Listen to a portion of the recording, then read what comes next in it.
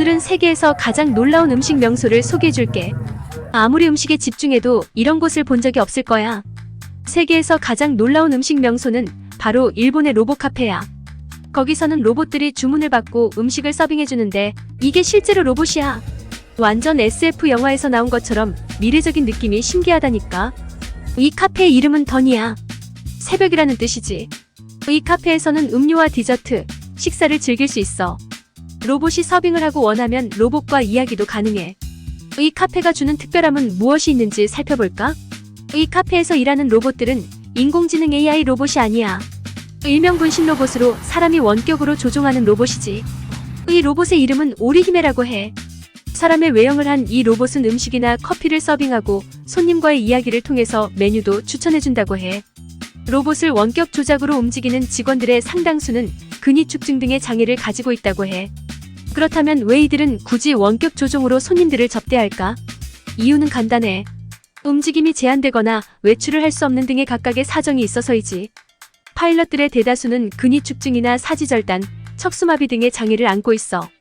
집이나 병원에서 스마트폰이나 노트북, 태블릿 PC 등을 통해 원격으로 로봇을 조작하고 있다고 해. 장애가 있으면 아무것도 못한다는 것은 이제 틀린 말이야. 장애를 안고 살아가는 사람들은 경제활동이 상당히 제한되는 데다가 병원이나 집안에 계속 있어야만 했는데 이 때문에 대인관계는 자연스럽게 단절되는 상황에 이를 수밖에 없었어.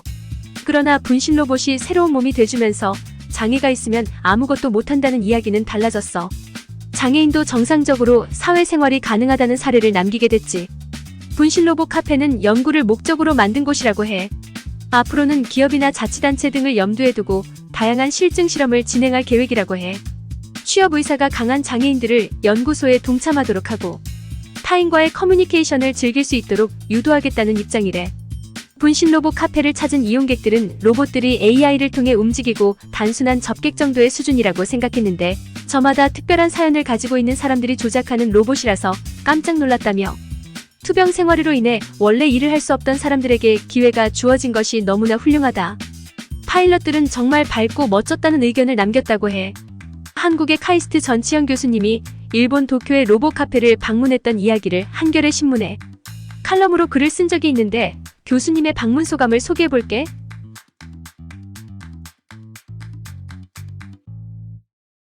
나는 습관적으로 스마트폰 카메라를 꺼내 로봇 앞으로 가져갔다.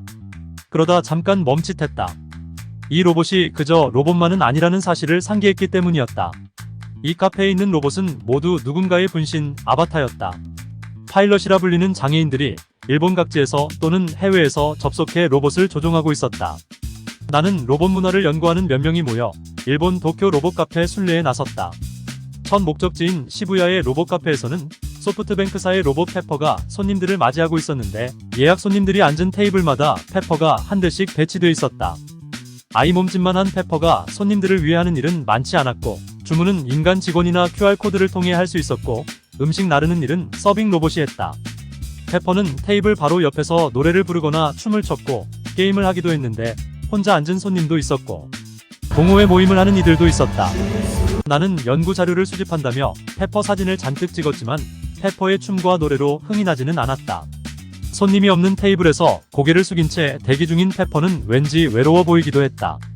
두 번째로 찾은 카페에는 바리스타 로봇이 있었다. 컵을 꺼내고 원두를 갈고 물을 붓는 등 인간 바리스타의 동작을 하도록 설계된 로봇은 긴 팔을 휘두르며 바삐 움직였다.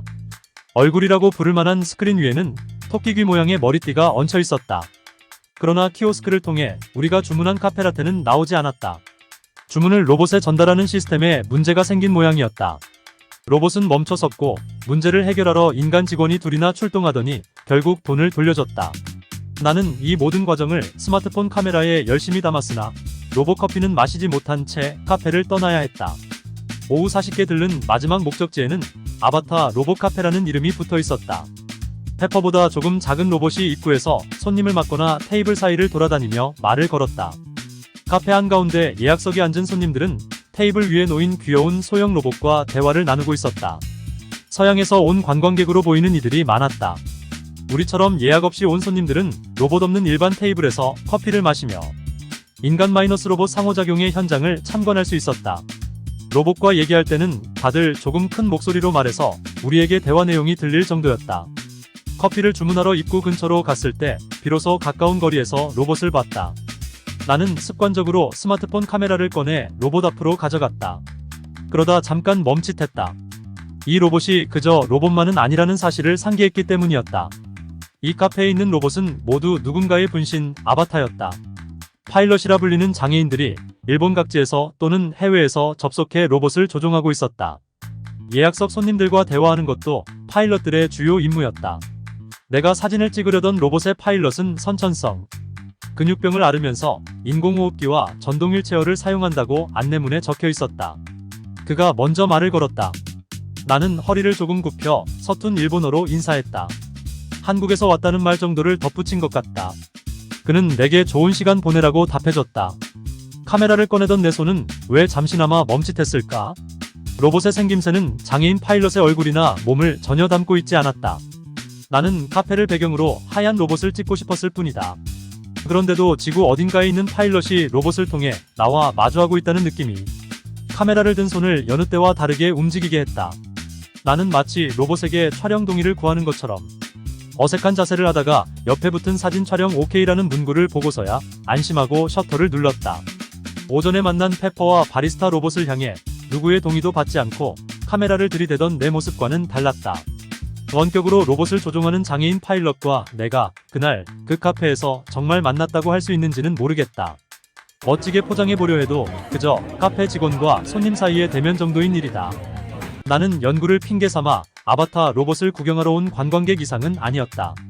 집 밖 활동이 어려운 장애인이 이런 환경에서 사람들과 대면하는 것이 서로에게 미칠 영향에 관한 윤리적, 규범적 판단도 잠시 보류하기로 했다.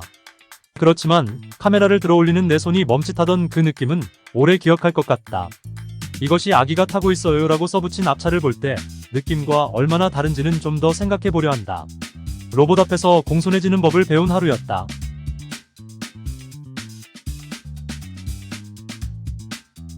세상에는 정말 엄청난 명소들이 곳곳에 존재하니까 우리는 사람들과 함께 이런 신기한 장소들을 경험하고 나누는 것도 재미있을 거라고 생각해. 계속해서 새로운 명소들을 탐험하면서 재미있는 경험을 쌓아보기로 하자. 사람들의 능력은 정말로 끝이 없다고 생각해. 다음 포스팅에서는 더 놀라운 소식을 찾아서 알려줄게. 기대해줘. 다음에 또 봐. 감사합니다.